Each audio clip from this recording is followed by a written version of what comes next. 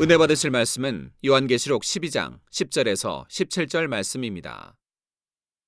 내가 또 들으니 하늘에 큰 음성이 있어 가로되 이제 우리 하나님의 구원과 능력과 나라와 또 그의 그리스도의 권세가 이루었으니 우리 형제들을 참수하던 자 곧 우리 하나님 앞에서 밤낮 참수하던 자가 쫓겨났고 또 여러 형제가 어린 양의 피와 자기의 증거하는 말을 인하여 저를 이기었으니 그들은 죽기까지 자기 생명을 아끼지 아니하였도다. 그러므로 하늘과 그 가운데 거하는 자들은 즐거워하라. 그러나 땅과 바다는 화했을진저 이는 마귀가 자기의 때가 얼마 못된 줄을 알므로 크게 분내어 너희에게 내려갔음이라 하더라. 용이 자기가 땅으로 내어 쫓긴 것을 보고 남자를 낳은 여자를 핍박하는지라. 그 여자가 큰 독수리의 두 날개를 받아 광야 자기 곳으로 날아가 거기서 그 뱀의 낯을 피하여 한 떼와 두 떼와 반 떼를 양육받으매 여자의 뒤에서 뱀이 그 입으로 물을 강같이 토하여 여자를 물에 떠내려 가게 하려 하되 땅이 여자를 도와 그 입을 벌려 용의 입에서 토한 강물을 삼키니 용이 여자에게 분노하여 돌아가서 그 여자의 남은 자손 곧 하나님의 계명을 지키며 예수의 증거를 가진 자들로 더불어 싸우려고 바다 모래 위에 섰더라. 사랑하는 성도 여러분, 시청자 여러분, 영의 세계가 보통 사람의 눈에는 보이지 않지만 분명히 존재하고 있습니다. 영의 세계는 크게 둘로 구분할 수가 있죠. 하나님께 속한 영의 세계와 어두움에 속한 악한 영의 세계입니다. 하나님께 속한 영의 세계는 빛과 선과 사랑 등의 속성을 가집니다. 그래서 자세히 말하면 선, 또 온유, 사랑과 덕, 여기 이제 온전한 영적인 사랑 다 포함해서 말씀드리죠. 반면에 악한 영의 세계는 어둠과 악과 온갖 비진리의 속성을 가지죠. 그래서 선과 반대되는, 그래서 예를 들어 선 반대되는 악, 진리 반대되는 비진리, 또 사랑하면 영적인 사랑과 반대되는 육적인 사랑. 육적인 사랑은 변질되고 썩어질 사랑입니다. 아무 쓸모 가치 없는 내 유익만 위해 사랑하는 겁니다. 그래서 내 유익이 되지 않을 때는 변질되고 그 가치가 상실되는 것을 봅니다. 그러나 영적인 사랑은 영원히 변치 않는 것입니다. 악한 영들은 이 땅의 어둠을 주관하며 사람들의 마음의 악을 주관해 갑니다. 근데 여러분들이 마음에 좀 불편하다, 내 마음의 화평이 깨졌다면 반드시 사단의 주관을 받고 있다는 것을 아시면 됩니다. 혈기가 나고 여러 가지 작용들이 나오죠. 사단의 주관을 받기 때문에. 그럼 사단의 주관을 왜 받냐? 내 마음이 악하니까. 그래서 그 악한 것이 바로 생각으로 동원돼서 사단이 그 생각을 주관해서 여러분이 악이 나오도록 마음을 요동치게 하고 비진리로 악이 나오도록 역사에 가는 것입니다. 그러한 여러분 마음이 평정을 잃었을 때, 또 기쁨이 또는 평안이, 이런 것이 감사가 이런 거 잃었을 때는 내가 사단의 역사를 받고 있구나 하는 것을 깨우치면 되는 거예요. 그래서 바로 회개하고 돌이킬 수 있도록 해야 돼요. 이것이 누구의 탓이다, 너 때문이다가 아니라 바로 자기 탓이고 내 탓입니다. 내게 악이 없다고 하면 사단의 역사 받을 리가 없는 것이니까요. 이러한 악한 영들이 지금은 공중에 있습니다. 공중이란 우리 눈에 보이는 이 유구 하늘이 아니라 눈에 보이지 않는 둘째 하늘에 있는 곳이고요. 에베소서 2장 2절에 그때 너희가 그 가운데서 행하여 이 세상 풍속을 쫓고 공중의 권세 잡은 자를 따랐으니 곧 지금 불순종의 아들들 가운데서 역사하는 영이라 말씀하고 있습니다. 또 불순종, 하나님 말씀 안에 순종치 못하고 비진리 사는 사람들, 세상과 착하고 사랑하는 사람들, 이 지금 불순종에 바로 아들들 가운데서 역사하는 영이라 이 말입니다. 즉 악한 영들은 공중에 권세 잡고 있으면서 이 땅의 어둠과 악을 주관해 가는 것이지요. 그런데 장차 7년 환란이 후반부에 이르게 되면 그동안은 공중에서 권세 잡고 있던 악한 영들이 이 땅으로 쫓겨 내려오는 때가 옵니다. 물론 순순히 내려오는 것은 아니고 하늘의 군대장관 미가엘과 그의 사자들과의 전쟁에서 패하고 이 땅으로 쫓겨오지요. 계시록 12장 9절에서는 큰 용이 내어 쫓긴다 했는데 이때 큰 용이란 꼭 용을 의미하는 것만은 아닙니다. 옛 뱀, 곧 마귀라고도 하고 사단이라고도 하는 온 천하를 꿰는 자라 했지요. 여기서 큰 용이란 악한 영들의 우두머리인 루시퍼를 의미하며 동시에 악한 영들 전체를 상징적으로 의미합니다. 악한 영의 세계는 우두머리인 루시퍼를 중심으로 네 마리의 용들과 그의 사자들, 그리고 사단과 마귀, 귀신 등 정확한 질서와 조직을 갖추고 있지요. 그래서 전에 악한 영들 설교할 때 바로 이제 이런 거 하나하나를 풀이해 드린 적이 있습니다. 누가복음 11장 18절에 예수님께서도 너희 말이 내가 바알세부를 힘입어 귀신을 쫓아낸다 하니 만일 사단이 스스로 분쟁하면 저희 나라가 어떻게 서겠느냐. 우리 주님이 말씀합니다. 너희 말이 내가 저희 예수님을 그들이 혹평하기를 바알세부를 힘입어 귀신을 쫓아낸다 한다 이 말입니다. 바알세부, 저 귀신 왕을 힘입어 귀신을 쫓아낸다.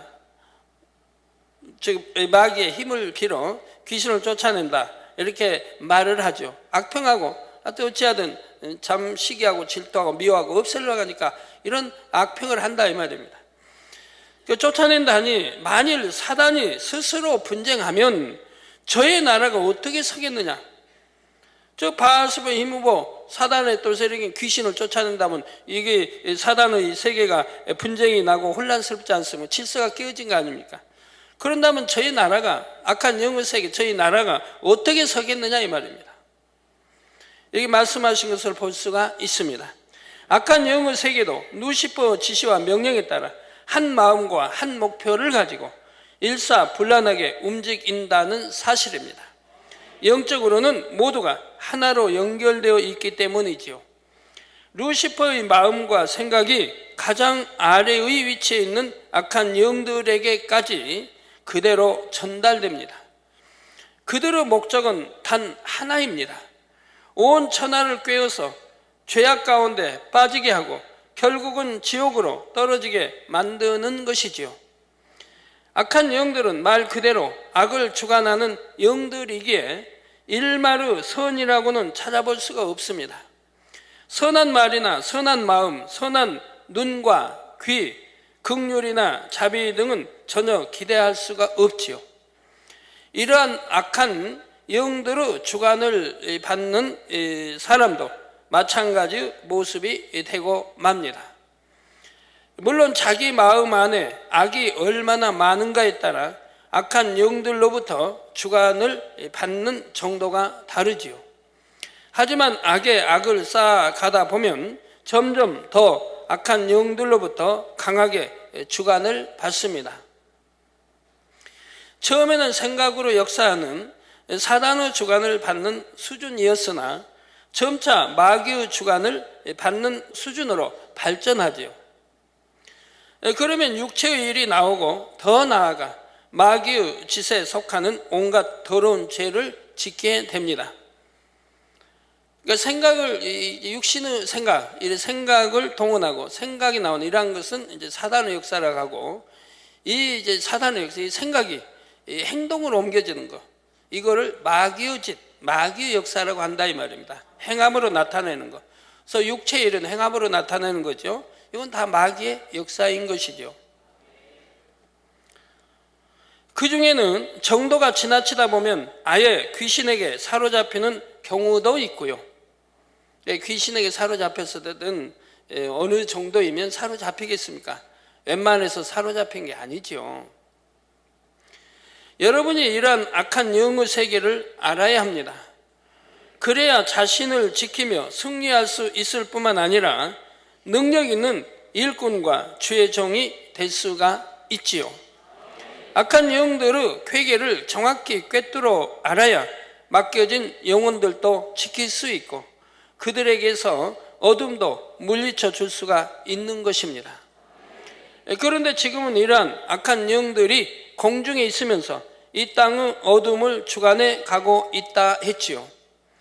그러다가 7년 환란 때가 되면 더욱 기승을 부리다가 마침내는 이 땅으로 쫓겨 내려오는 때가 옵니다. 그러면서 이 땅의 악도 더욱 크게 달해 가지요. 이 땅에 남아있는 사람들이 이 땅으로 쫓겨난 악한 영들로부터 직접 사주를 받게 되기 때문입니다. 비유를 들자면 예전에는 전화나 화상으로 지시하고 명령하던 것을 이제는 직접 곁에서 조종하는 것과 같은 이치입니다. 그러니까 혹시 잘못 또 들으시고 전화나 화상으로 지시하고 명령한다 이렇게 지금 들으시면 안 돼요. 그냥 뭐라고 할까요? 그냥 텔레파시. 자, 이런 식으로 전달하고 하는 거 봅니다. 그러니 악한 자들은 더 강하게 악을 행하도록 사주를 받는 것입니다. 원수 마귀 사단을 숭배하는 사람들도 더 많이 나오지요. 하지만 이렇게 악한 영들이 공중으로부터 이 땅으로 쫓겨났다는 것은 결국 그들의 권세도 끝을 향해 가고 있다는 증거입니다. 10절에 내가 또 들으니 하늘에 큰 음성이 있어 가로되 이제 우리 하나님의 구원과 능력과 나라와 또 그의 그리스도의 권세가 이루었으니 우리 형제들을 참소하던 자 곧 우리 하나님 앞에서 밤낮 참소하던 자가 쫓겨나게 했습니다. 하나님 앞에서 밤낮 참소한다니까 천국에 아버지 하나님 앞은 지금 천국에 넷째 하늘에 있습니다. 거기까지 가서 보면 참소한다는 뜻은 아닙니다. 제2하늘에 공중곳에 잡고 있으면서 다 참소하고 다 통한다 이 말입니다. 대화가 통한다 이 말이에요. 그래서 참소하게 되고 이렇게 아버지 앞에 감히 나타나서 참소하고 그럴 수는 없는 것입니다. 전에 창세기 때인가 설명 다 해드렸죠. 하나님의 구원과 능력과 나라와 또 그리스도의 권세가 이루었다는 것은 어둠의 권세가 끝난다는 의미이지요. 이때가 육으로 볼 때는 7년 환란의 후반부로서 악이 최고 극을 향해 가고 있는 시점입니다. 이는 다시 말해 얼마 후면 7년 환란이 끝나고 주님께서 다스리시는 천년 왕국이 도래한다는 의미가 되지요. 이제 악한 영들은 권세를 잃고 그들 앞에는 심판의 날만 남아 있습니다. 그런데 본문에 보면 공중에서 쫓겨난 악한 영들에 대해 우리 형제들을 참소하던 자, 곧 우리 하나님 앞에서 밤낮 참소하던 자라 했습니다. 사단은 늘 참소할 대상을 찾습니다. 그것도 주를 믿는다고 하는 사람들 중에서 참소할 만한 자를 찾는 것입니다. 베드로전서 5장 8절에 근신하라 깨어라 너희 대적 마귀가 우는 사자같이 두루 다니며 삼킬 자를 찾나니 말씀한 대로 있죠. 이렇게 참소할 대상을 찾아다니다가 발견하면 영계의 법에 따라 송사를 하게 됩니다. 그래서 시험, 환난, 고통, 질병 등을 가져다 주고 더 악을 바라게 하여 어찌하든 하나님을 떠나도록 만들죠. 반면에 주를 믿지 않는 사람들은 어차피 죄 가운데 살다가 지옥으로 갈 테니 굳이 애써 찾아다니며 참소할 필요가 없습니다. 인간 경작의 기간 동안 이렇게 참소하는 자로서의 역할을 감당했던 악한 영들이 이제 그 권세를 잃게 될 날이 다가오는 것입니다.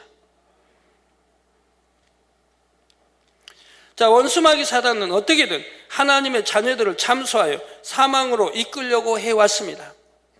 하지만 정녕 예수님의 피로 죄사함받아 하나님의 자녀가 된 사람들은 결국 믿음으로 승리에 나오게 되지요. 11절에 또 여러 형제가 어린 양의 피와 자기의 증거하는 말을 인하여 저를 이기었으니 그들은 죽기까지 자기 생명을 아끼지 아니하였도다 했습니다. 믿음이 있는 사람이라면 설령 어떠한 시험환란이 온다 해도 결코 넘어지지 않지요. 잠시 넘어지는 듯 보일 수도 있으나 이내 다시 일어나 천국을 향해 나아갑니다. 뒷걸음치지 않으며 다시 세상으로 나가지도 않지요. 이렇게 빛 가운데 행할 때만이 우리가 하나님과 사귐이 있고 예수님의 피가 우리를 모든 죄에서 깨끗게 하신다는 사실입니다. 우리가 하나님 말씀을 알아도 정확히 알아야 됩니다. 짝을 이루어 정확히 알아야 된다 이 말입니다. 성경에는 분명히 어떻게 구원받는가가 구약 신약에 자세히 나와 있습니다. 내가 예수가 우리 구세주이시고 창조주 하나님, 또 예수가 우리 구세주이시고를 믿는다고 해서 구원받는다고는 성경이 돼 있지 않습니다. 정령이 믿는다면 하나님을 사랑해야 할 것이고 우리 주님을 사랑해야 할 것이고 이 진리 말씀을 사랑해야 할 것입니다. 그런다면 계명을 지켜 나가야 할 것이고요. 내가 믿는다면 하나님을 사랑하니 하나님을 사랑하는 증거는 계명을, 모든 계명을 지키는 것이라고 성경이 분명히 곳곳에 말씀하고 있다 이 말입니다.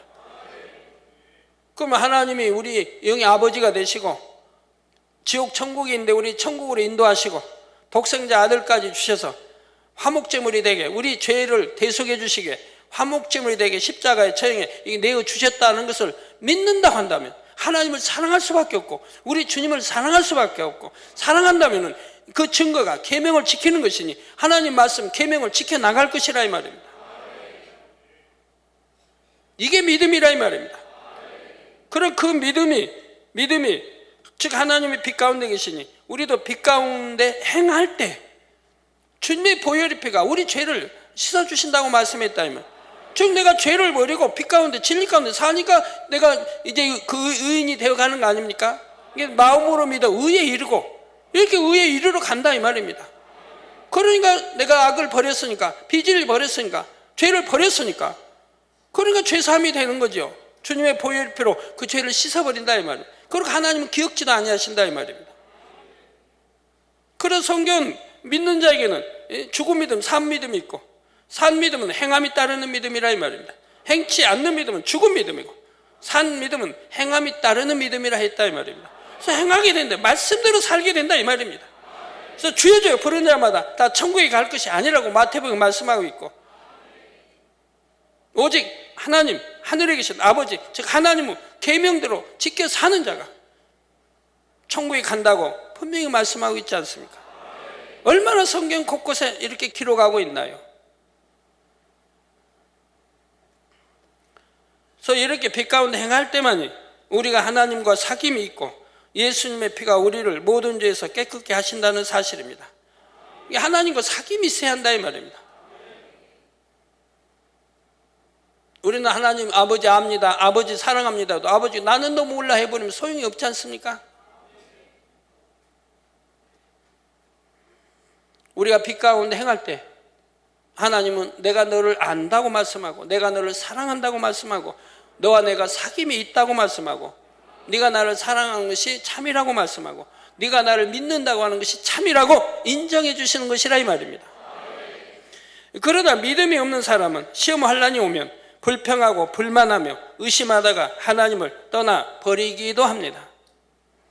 아니면 어떤 감정이나 오해로 인해 하나님을 떠나 버리기도 하지요. 여러분 한때는 신앙생활 충만히 하고 일꾼으로 충성도 하고 기도도 잘하고 모임도 잘 갖고 나도 일꾼으로 충만히 충성했는데 어느 순간인가 그 은혜가 떨어져 버리고 믿음이 점점 죽어지는 사람들도 있는 걸 봅니다. 그동안 열심히 믿는다고 했던 그 믿음이 어디 있습니까? 정령이 믿었다면 이 믿음이란 변하지 않는 것이라 이 말입니다. 그런데 옛날에 충성하고 열심히 기도하고 믿었다 했는 그 믿음이 어디 갔느냐 이 말입니다. 믿음이 있는데 어떻게 은혜가 떨어지고, 믿음이 있는데 어떻게 믿음이 식어지냐 이 말입니다. 믿음도 식어지나요? 한번 믿는 믿음이 어떻게 식어지고 사라지고 없어지고, 믿었는데 언제는 의심이 가고요. 나 그런 사람들 보면 참 핑계거리가 없으면 그런 핑계를 댈까요? 제가 여러분하고 한번 문답해 볼까요? 이게 흰색 맞습니까? 여러분 이걸 흰색이라고 믿고 있죠? 분명하죠? 이걸 검정색이라고 믿는 분 있으면 손 들어보세요. 나 이거 흰색이라고 믿죠? 이게 여러분 이제 참 10년, 20년, 30년이 지난 다음에 이거는 흰색이 아니고 흰색 나 의심이 가네요. 그거 혹시 검정색 아니에요? 그런 사람 있어요? 20년, 50년이 가고 100년이 흘러도 흰색은 그대로 흰색인 겁니다. 왜 처음에 믿었던 믿음이 왜 변하냐 이 말입니다. 변할 수가 없는 거죠. 여전히 흰색인 거죠. 나를 낳아준 부모님이 계신데, 부모님이 그냥 이혼해가지고 엄마가 결혼을 했어요. 나는 엄마 따라갔어요. 그럼 날 처음에 낳아준 아버지는 아버지 아닌가요? 이제는 세월이 흘렀고 내 아버지가 내 성도 바뀌었으니까 내 아버지는 이제 여기가 아버지다고 그래요? 날 낳아준 아버지예요? 나를 낳아준 아버지가 진짜 아버지인 거죠. 그게 어떻게 세월이 많이 흐른다고 변할 수 있는 것입니까? 나를 낳아준 어머니가 어머니고 나를 낳아준 아버지가 아버지지. 내가 내 어머니 결혼해서 딴 데로 가서 딴 남자 만났는데 거기가 아버지가 되고, 여기 날 낳아준 아버지도 아버지고, 그 아버지가 왜 이렇게 많아 그래? 아버지는 오로지 육의 아버지는 한 분이어야지 왜 두 분이 되고 세 분이 될 수 있는 것입니까? 나를 낳아준 아버지는 아무리 세월이 흘러도 아버지인 것이라 이 말입니다. 그게 변할 수 없는 것이라 이 말이에요. 근데 믿음이 변해요? 세월이 흐르니까 이제 날 낳아준 아버지가 아닌 것 같고 딴 거기 성내가 바꿨으니까 거기가 날 낳아준 아버지로 믿어요? 그럴 사람은 한 사람도 없을 거예요. 여기 한 번 믿는다 하면 그 믿음이 변하지 않는 것이라 이 말입니다. 세월이 흐른다고 해서 하나 보태기 하나는 둘, 이거 진리입니다. 그 세월이 흐르면 변하나요? 하나 보태기 하나는 셋으로 변하나요? 안 변하죠. 믿음도 마찬가지인 거예요. 정령이 내 믿었다면 절대로 변할 수가 없는 거예요. 천국 지옥을 믿는다면, 하나님 우리 예수 우리 주님이 우리 구세주신 걸 믿는다고 한다면, 심판이 있는 걸 믿는다고 하면, 천국 지옥이 있고 우리 주님이 우리 데려오신다 믿는다면 절대로 변할 리 없는 것이라 이 말입니다. 정령이 믿었다면 변하지 않는다 이 말입니다. 그러니 은혜도 떨어질 리 없고 믿음이 식어질 리 없고 변하는 게 아니라 이 말입니다. 아무리 세월이 흐른다고 왜 믿음이 변하느냐 이 말입니다. 저는 한 번도 변해본 일이 없기 때문에 단호히 말씀드리지만, 여러분 제가 비유 들은 대로 어떻게 믿는 믿음이 변하느냐 이 말입니다.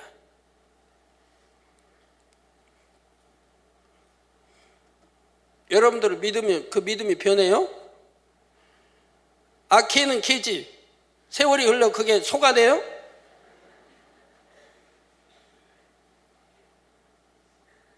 원숭이는 원숭이지. 세월이 많이 흘러 그게 사람이 돼요? 그럼 사람이 원숭이가 돼요? 여러분 그렇게 믿지 않을 걸. 개는 개고 소는 소고 사자는 사자고 호랑이는 호라고. 그럼 세월이 아무리 흘려도 그냥 개는 개고 소는 소고 사자는 사자고 호랑이는 호랑이인 것이라 이 말입니다. 우리 믿음도 마찬가지라 이 말이에요. 내가 정령히 믿는다면 변할 수가 없는 것이라 이 말입니다. 그런데 어떤 감정 오해로 인해 하나님을 떠나버리기도 합니다. 믿음이 없는 소치인 거죠. 나는 옛날에 신앙생활 할 때 주교사도 하고 회장도 하고 성가대에서 성가도 열심히 하고 그랬는데 이제는 세상으로 빠져가지고 그런 간증들 많이 하죠. 내 남편이, 내 부모가, 아니면 내 자식이 옛날에 이렇게 교회에서 충성하고 있는데 이제는 세상으로 빠져서 교회 안 나온다고. 옛날엔 잘 믿었는데, 옛날 충성하고 잘 믿었대요.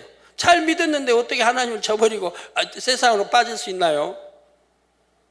잘 믿었으면.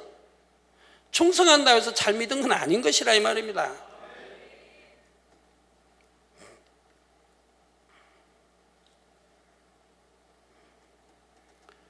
하지만 정녕 믿음이 있다고 하면 생명을 내어놓아야 한다 해도 떠날 수가 없습니다. 이렇게 참 믿음을 가진 사람들이 주님께서 공중에 재림하실 때 휴거되어 혼인잔치에 동참하게 되지요.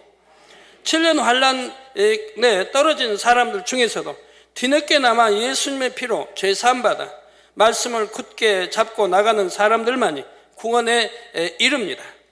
이때는 정말로 생명까지 내어줘야 하는 혹독한 시험을 통과해야만 구원에 이르지요. 믿음 있는 사람은 이렇게라도 해서 저들 곧 원수마귀 사단을 이기고 구원의 대열에 동참하는 것입니다. 이스라엘의 많은 사람들이 바로 7년 환란 때 예수님을 구세주로 영접합니다. 뒤늦게나마 예수님을 구세주로 영접한 그들은 생명까지 아끼지 않는 순교의 믿음으로 구원에 이룰 수가 있는 것이지요. 하나님을 향해 변개함 없는 중심을 가졌기에 일단 예수 그리스도를 영접하게 되면 주님을 위해서도 생명까지 드리는 것입니다. 하지만 이 땅으로 쫓겨난 원수마귀 사단이 이러한 것을 그냥 지켜보고만 있겠습니까? 최후의 발악을 하면서 이스라엘과 믿는 자들을 핍박해 나가지요. 자기들의 때가 얼마 남지 않았음을 알기에 더욱 악을 바라는 것입니다. 7년 환란 후반부가 본격화되고 있는 것이지요. 12절에 그러므로 하늘과 그 가운데 거하는 자들은 즐거워하라. 그러나 땅과 바다는 화 있을진더 이는 마귀가 자기의 때가 얼마 못된 줄을 알므로 크게 분내어 너희에게 내려갔음이라 했습니다. 내려갔다. 이 땅에서 7년 환란이 진행되는 동안 공중에서는 7년 혼인잔치가 진행 중입니다. 혼인잔치에 참여한 영혼들은 기쁨과 즐거움의 시간을 보내고 있지요. 또한 뒤늦게나마 7년 환란 중에 이삭 줍기 구원을 받은 영혼들도 이제 더 이상 슬픔과 고통을 당할 필요가 없습니다. 하지만 7년 환란 중에 구원받은 사람들이라도 다 같은 것은 아니라 했지요. 하나님의 섭리 가운데 이 땅에 남겨져서 7년 환란 중에 전도자로서의 사명을 감당한 사람들은 당당히 주님의 신부로서의 자격이 있습니다. 하지만 죽정이 신자로서 이 땅에 떨어졌다가 뒤늦게 순교를 통해 겨우 구원에 이른 사람은 다르지요. 이들은 혼인잔치에도 함께 동참 못하고 장차 천년 왕국에도 함께하지 못한다 했습니다. 이 하늘에 별도로 마련된 장소에 대기한다 했지요. 그래서 이들에 대해 계시록 6장 9절에서 제단 아래에 있다 설명했습니다. 하지만 이들도 7년 환란의 고통에서 벗어났으니 그리고 장차 천국에 들어갈 수 있으니 이것만으로도 얼마나 큰 즐거움이겠습니까? 하늘과 그 가운데 거하는 자들은 즐거워하라는 말씀에는 이처럼 어떠한 형태로든 구원에 이른 모든 영혼들은 모두가 즐거워한다는 의미입니다. 반면에 땅과 바다는 화 있을진저 했습니다. 7년 환란이 후반부에 접어들고 점점 막바지를 향해 가고 있는 시점에서 원수 마귀 사단까지 이 땅으로 쫓겨왔으니 이 땅은 얼마나 더 어둠으로 뒤덮이겠습니까? 악한 영들은 자기들의 때가 얼마 남지 않았음을 알기에 더욱 분을 내어 악을 바라지요. 그래서 믿는 자들에 대한 핍박도 상상을 초월하게 자행되며 최고로 악한 방법들이 다 동원됩니다. 특히 이스라엘에 대한 핍박이 혹독하지요. 13절에 용이 자기가 땅으로 내어 쫓긴 것을 보고 남자를 낳은 여자를 핍박하는지라 했습니다. 남자를 낳은 여자란 이스라엘 민족이지요. 예수 그리스도로 인해 자신들이 권세를 잃었고 이제 공중으로부터 쫓겨났으니 그 분풀이를 이스라엘 민족에게 하는 것입니다. 바로 적그리스도의 세력을 통해 이스라엘에 대한 본격적인 핍박이 시작되지요. 그러나 하나님께서는 이때를 위해 이스라엘 민족이 대피할 수 있는 곳을 예비해 두셨다 했습니다. 하지만 그때의 상황이 워낙 급박하지요. 마태복음 24장 16절에서 19절에 보면 그때에 유대에 있는 자들은 산으로 도망할지어다. 지붕 위에 있는 자는 집 안에 있는 물건을 가지러 내려가지 말며 밭에 있는 자는 겉옷을 가지러 뒤로 돌이키지 말지어다. 밭에서 일하는 사람 겉옷 받아서 이렇게 두렁이든 다른 곳에 두고 일하지 않습니까? 그런데 겉옷 가지러 가지 말고 또 지붕에 있는 자는 집 안에 있는 물건 가지러 가지 말고 얼마나 때가 지금 급한 것을 말씀하고 있어요. 그날에는 아이벤 자들과 젖먹이는 자들에게 화가 있으리로다. 아이벤 자들, 젖먹이는 자들에게 화가 있으리로다. 하지만 하나님께서는 이스라엘의 구원을 위해 그 때를 예비해 두셨지요. 14절에 그 여자가 큰 독수리의 두 날개를 받아 광야 자기 곳으로 날아가 거기서 그 뱀의 낯을 피하여 한 때와 두 때와 반 때를 양육받음에 했습니다. 이스라엘 민족이 광야로 피하게 되는데 이때 큰 독수리의 두 날개를 받았다 했지요. 이는 바로 비행기와 같은 운송 기구를 의미합니다. 어디 큰 독수리가 나타나서 사람 이스라엘 그 많은 사람을 언제 날개에다 어디 독수리 뭔가 이렇게 등에 타라고 하고 나라에서 옮기겠습니까? 아직 비행기가 없던 당시로서는 이렇게밖에 표현할 수가 없는 것입니다. 이렇게 해서 뱀의 낯을 피하는데 이때 뱀이란 사단의 사주를 받는 적그리스도의 세력을 의미합니다. 거기서 한 때와 두 때와 반 때를 양육받는다 했는데 이는 곧 7년 환란 중에 후 3년 반을 뜻하지요. 즉 한 때가 1년, 두 때가 2년, 반 때를 반년 계산하면 총 합이 3년 반이 됩니다. 이게 전 3년 반, 후 3년 반 합치면 또한 7년이 되는 거죠. 7년 환란 7년이 되는 거죠. 적그리스도의 정체가 드러나고 본격적인 핍박이 진행되는 것이 바로 후 3년 반의 시간 동안이라 했습니다. 이스라엘은 하나님께서 예비해 두신 곳으로 피하지만 적그리스도의 세력은 포기하지 않지요. 그런데 이러한 적그리스도의 세력이 3년 반 동안 이스라엘을 핍박하는 과정이 크게 세 부분으로 나누어집니다. 3년 반을 굳이 한 때와 두 때와 반 때라고 표현한 이유가 바로 여기에 있습니다. 그냥 3년 반이라고 하지 한 때, 두 때, 반 때. 즉 먼저 한 때, 즉 1년 동안은 적그리스도가 온갖 장비들을 동원하여 이스라엘 민족이 도망한 곳을 찾으며 정탐합니다. 본격적인 공격을 위한 탐색의 시간이지요. 그러다가 두 때, 즉 그 후 2년 동안 적그리스도의 세력은 총 공세를 펼칩니다. 갖가지 무기들을 총 동원하여 이스라엘 민족이 대피한 곳을 공격하지요. 이로 인해 많은 이스라엘 사람들이 죽습니다. 물론 하나님께서 예비하신 곳은 천혜의 요새와 같은 곳이기 때문에 그나마 그 엄청난 공격에도 견뎌냅니다. 하지만 첨단 무기들과 가공할 화력 앞에 그래도 많은 사람들이 죽을 수밖에 없는 것이지요. 이렇게 총 공세를 계속하던 적그리스도의 세력은 이제 전략을 바꿔 회유책을 쓰게 되는데 이 시기를 가리켜 반때라 하는 것입니다. 이들이 참 이렇게 독수리 두 날개 이렇게 피할 때 어떻게 하겠습니까? 조용하게 밤을 이용해서 또 피할 것이고요. 그리고 참 요한이 이렇게 2000년 전에 그걸 환상으로 볼 때는 날개가 있으니까 두 날개 또 이렇게 높이 날아가니까 꼭 독수리 표현할 수밖에 없잖아요. 그때는 비행기란 용어가 없으니까 어떻게 표현해야 할까요? 우리 눈에 그래도 이렇게 할 수 있는 독수리라고 표현할 수밖에 없는 거 아닙니까? 만약에 이제 요한이 비행기라는 걸 알았다고 해봐요. 그럼 비행기라고 기록해봐요, 성경에. 그럼 2000년 동안 읽은 사람이 비행기가 뭔지 압니까?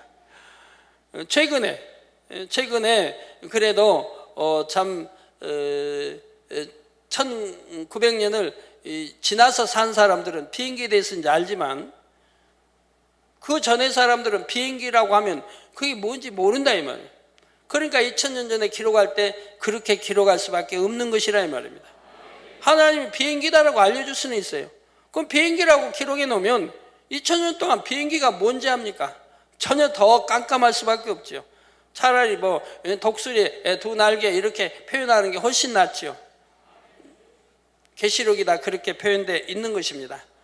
그래도 우리가 더 이해하기 쉽게 하나님은 표현케 하신 것이라 이 말입니다. 자, 이때도 회유책에 넘어가는 사람들이 있습니다. 더 이상 도망하며 버텨내는 것에 지치고 소망이 없는 것 같이 보이므로 남은 사람들 중에 일부가 적그리스도의 회유에 넘어가지요. 그랬다가 속은 것을 깨닫고 결국 순교에 이르는 사람도 있는 것이고요. 이처럼 이스라엘 민족 가운데서 이 모양 저 모양으로 순교에 이르는 사람도 나오고 끝까지 견디다가 천년왕국에 들어가는 사람도 나옵니다. 물론 전 세계 곳곳에서도 이와 비슷한 일들이 일어나지요. 적그리스도의 세력의 핍박을 피해 숨는 사람들, 이들을 끝까지 추격하고 찾아내서 죽이려는 추적자들, 그런 와중에 잡혀서 죽임을 당하고 순교에 이르는 사람들, 고문을 견디지 못하고 주를 부인하는 사람들, 끝까지 살아남아 천년왕국에 들어가는 사람들, 이것이 후 3년 반 동안 이 땅에서 벌어지는 상황들입니다. 예수님께서는 장차 이스라엘에 임할 이 때를 가리켜 말씀하십니다. 마태복음 24장 20절에서 22절에 너희의 도망하는 일이 겨울에나 안식일에 되지 않도록 기도하라. 이는 그때 큰 환난이 있겠습니다. 창세로부터 지금까지 이런 환난이 없었고 후에도 없으리라. 그 날들을 감하지 아니할 것이면 모든 육체가 구원을 얻지 못할 것이나 그러나 택하신 자들을 위하여 그 날들을 감하시리라 하셨지요. 하나님께서는 그래도 이스라엘 민족에게 마지막 기회를 주기 원하셨습니다. 만약 이스라엘이 적그리스도의 핍박에 그대로 노출된다면 아무리 이스라엘 민족이라 해도 구원받는 수가 그리 많지 않지요. 그래서 그들에게 피할 곳을 예비해 두신 것이며 환난도 감하여 주심으로 그나마 많은 사람이 구원에 이르도록 섭리해 두셨다는 사실입니다. 이제 이어지는 15절 16절에 보면 여자의 뒤에서 뱀이 그 입으로 물을 강같이 토하여 여자를 물에 떠내려가게 하려 하되 땅이 여자를 도와 그 입을 벌려 용후 입에서 토한 강물을 삼키니 했습니다. 적그리스도의 세력은 이스라엘을 공격하면서 전 세계를 상대로 설득을 합니다. 이스라엘을 공격해야 하는 이유를 만들어서 자신들의 행동을 정당화하는 것이지요. 이에 많은 사람들이 동조하게 되고 적그리스도를 도와 이스라엘 공격에 동참합니다. 그러면서 여러 가지 다양한 무기들이 동원되고 은신처에 숨어있는 이스라엘 민족을 공격하지요. 이러한 상황을 가리켜 여자의 뒤에서 뱀이 그 입으로 물을 강같이 토하여 여자를 물에 떠내려 가게 하려 한다는 것입니다. 그러나 하나님께서는 이미 이러한 상황까지 다 아시고 피난처를 예비해 두셨지요. 그러므로 적그리스도의 세력들이 다양한 무기를 동원하여 공격하지만 지형적인 조건이나 환경으로 인해 공격의 효과가 현저히 떨어지게 됩니다. 예를 들어 가스나 연기와 같은 형태의 무기로 공격을 해보려고 하지만 지형적인 조건으로 인해 신속히 통풍이 됨으로써 큰 영향을 주지 못하는 것입니다. 또한 하나님께서 역사하시니 마침 지진과 같은 자연재해가 일어나서 이스라엘을 공격하던 무리들이 큰 피해를 봅니다. 적그리스도의 세력들이 이스라엘을 멸망시키려는 노력이 허사로 돌아가고 말지요. 이를 가리켜 땅이 여자를 도와 그 입을 벌려 용후 입에서 토한 강물을 삼킨다 표현한 것입니다. 독가스 이런 걸 뿌리면 순식간에 통풍이 와서 싹 또 날려버리면 되는 것이고요. 세게 그냥 통풍 싹 불게 해서 또 날려버리면 되고 흩어버리면 되고. 자, 물론 이 공격으로 인해 이스라엘 사람들도 많이 죽게 됩니다. 하지만 결과적으로는 이스라엘을 진멸하려는 적 그리스도의 공격이 온전히 성공하지는 못하지요. 그래서 나중에는 회유책도 쓰는 것이고요. 상황이 이렇게 되니 적 그리스도의 세력은 더욱 악을 바랍니다. 자, 그래서 17절에 용이 여자에게 분노하여 돌아가서 그 여자의 남은 자손 곧 하나님의 계명을 지키며 예수의 증거를 가진 자들로 더불어 싸우려고 바다 모래 위에 섰더라 했습니다. 피난처에 숨어있는 이스라엘 민족에 대한 공격에 실패한 적 그리스도의 세력은 이제 그 핍박을 전 세계로 확대해 갑니다. 먼저는 피난처로 숨지 못하고 이스라엘 땅에 남아있는 유대인들을 핍박하지요. 이스라엘 땅에는 미처 피난처로 도망하지 못한 노약자와 어린아이들 그리고 임산부들이 있습니다. 이들을 무자비하게 탄압하는 것이죠. 이스라엘 땅에 남아있는 사람들은 비록 도망하지는 못했지만 이미 적 그리스도의 정체를 알고 있습니다. 그 중에는 예수님을 구세주로 영접한 사람도 많지요. 바로 이들을 핍박하며 잔인하게 죽이는 것입니다. 뿐만 아니라 전 세계에 퍼져 있는 유대인들, 그 중에 예수님을 구세주로 영접한 사람들과 또한 수많은 믿는 사람들에 대해 엄청난 핍박을 가하기 시작하지요. 계명을 지키며 예수의 증거를 가진 사람들과 더불어 싸운다는 것이 이런 의미입니다. 바다 모래 위에 섰다는 것은 전 세계 곳곳에서 이런 핍박을 행한다는 의미이지요. 이로 인해 세계 곳곳에서 순교도 하게 되지만 그 핍박과 고문이 너무 심하기 때문에 결국 주를 부인하고 많은 사람들도 많이 나옵니다. 이처럼 7년 환란의 후 3년 반은 주를 믿는 자들에 대한 극심한 핍박과 탄압이 극으로 치달아갑니다. 그 구체적인 내용들이 13장에 계속해서 이어집니다. 여기에 대해서는 다음 시간에 계속 살펴보겠습니다. 결론을 말씀드립니다. 사랑하는 성도 여러분, 오늘 말씀을 통해 들으신 대로 하나님께서는 이스라엘 민족을 구원하시기 위해 7년 환란 중에도 섭리 가운데 인도해 가십니다. 또한 공의의 법칙에 따라 휴거되지 못하고 이 땅에 떨어졌지만 그래도 주의 이름을 붙잡고 있는 영혼들을 위해 구원의 기회를 주시지요. 물론 이때는 자신의 의지만으로 생명을 드릴 수 있는 순교의 각오를 가지고 모든 핍박과 고통을 견뎌내야 구원에 이릅니다. 하지만 이때도 하나님께서는 믿는 자들로 하여금 어떻게든 믿음을 지킬 수 있도록 이끌어 가시지요. 그래서 14만 4천의 전도자를 세우시고 두 증인을 세우시는 것입니다. 그렇기 때문에 비록 많은 수는 아니지만 그나마 이삭 줍기 구원에 들어오는 것입니다. 성령이 거두어진 후에도 이러할진대 하물며 지금 성령 시대에는 하나님께서 얼마나 많은 기회를 주고 계시겠습니까? 이러한 기회를 꼭 붙잡는 여러분 모두가 되시기를 바랍니다. 고린도후서 6장 2절에 가라사대 내가 은혜 베풀 때에 너를 듣고 구원의 날에 너를 도왔다 하셨으니 보라 지금은 은혜 받을 만한 때요 보라 지금은 구원의 날이로다 말씀했습니다. 성령님을 통한 아버지 하나님의 풍성한 은혜가 넘치는 이때를 놓쳐서는 안 됩니다. 영으로 온영으로 들어가기 위해서도 지금의 기회를 놓쳐서는 안 되지요. 지금의 영의 흐름을 꼭 타야 하는 것입니다. 연초에 가졌던 각오를 다시 한번 떠올리며 힘차게 달려가시기를 주님의 이름으로 축원합니다. 말씀 상고하시면서 통성으로 다 같이 기도하시겠습니다. 할렐루야. 주님, 은혜와 사랑에 감사합니다. 오늘 또 들은 말씀이 믿음이 되고 생명이 되게 축복해 주옵소서. 아버지여, 믿음이 되고 생명되게 축복해 주시기 원합니다.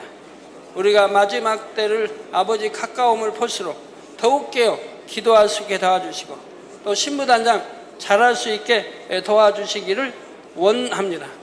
또한 말씀 들을 때마다 잘 이해하고 양식 삼아서 또 다음 시간에 들을 말씀도 잘 깨우칠 수 있는 능이 되도록 축복해 주시기를 원합니다. 주에 감사합니다. 이런 아버지의 계시록이 풀려나가며 이렇게 말씀을 들을 때마다 우리에겐 더 큰 믿음이 되게 축복해 주옵소서. 예수 그리스도의 이름으로 기도합니다. 아멘.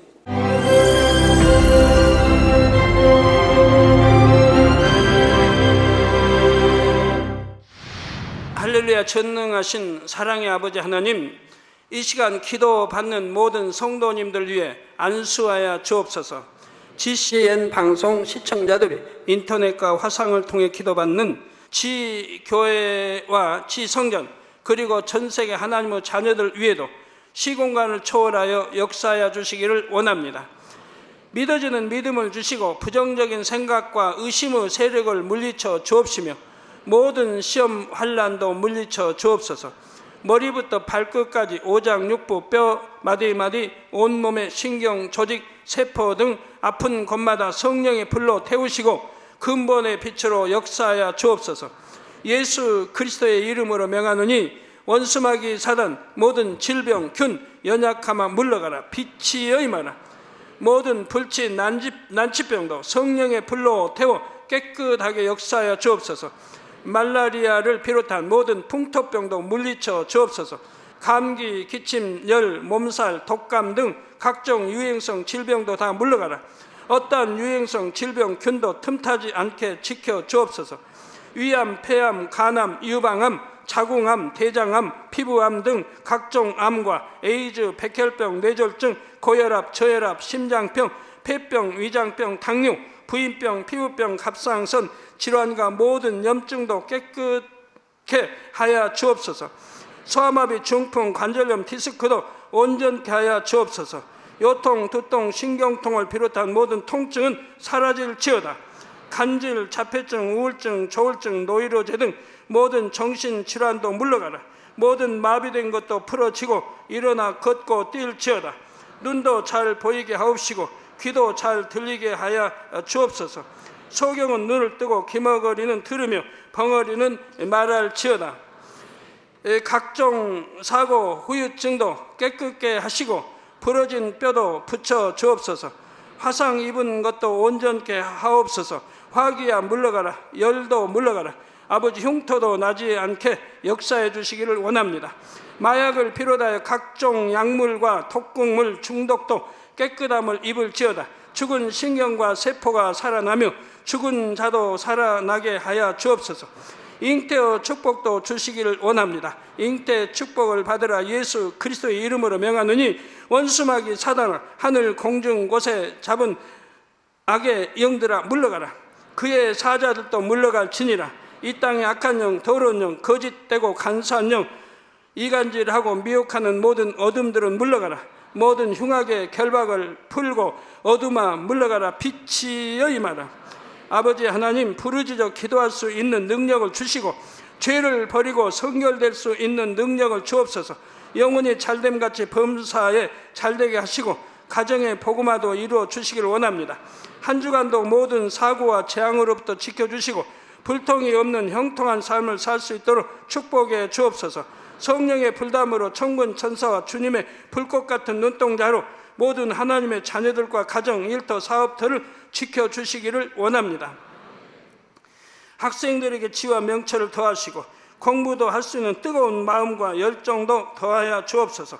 마음과 생각을 세상에 빼앗기지 않도록 지키시고 하나님을 뜨겁게 사랑하는 학생들로 축복하여 주옵소서. 하나님의 자녀들이 먹으나 마시나 입으나 무엇을 하든지 하나님 앞에 영광 돌리는 삶이 되게 축복하여 주시기를 원합니다. 나는 하나님을 만났노라, 체험했노라, 응답 받았노라, 축복 받았노라, 간증하는 입술이 되게 역사하여 주옵소서. 아버지 하나님 감사합니다. 홀로 영광 받으옵소서. 우리 주 예수 그리스도의 이름으로 기도하옵나이다. 아멘.